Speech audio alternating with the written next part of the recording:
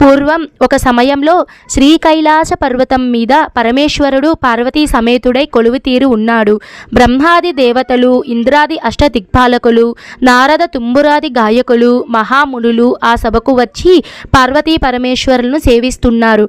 అప్పుడు సదాశివుని ఆజ్ఞ మేరకు నారద తుంబురులు ఇద్దరూ వీణెలు వీటుతూ అద్భుతంగా గానం చేశారు. రంభ మొదలైన అప్సరసలు గానానికి తగినట్లుగా అపూర్వంగా నాట్యం చేశారు.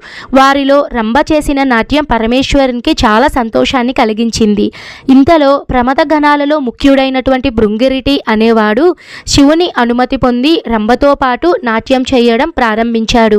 నాట్యంలో ప్రవేశం లేని భృంగిరిటి చేసిన వికట నాట్యం చూసి అందరికీ నవ్వు పుట్టించింది. పరమేశ్వరునితో సహా సభలోని వారందరూ కూడా కడుపుబ్బేలా నవ్వారు. వారి నవ్వులకు పర్వత గుహలు మారుమ్రోగాయి. పరమేశ్వరుడు భృంగిరిటిని దగ్గరకు పిలిచి, నాయన, నీ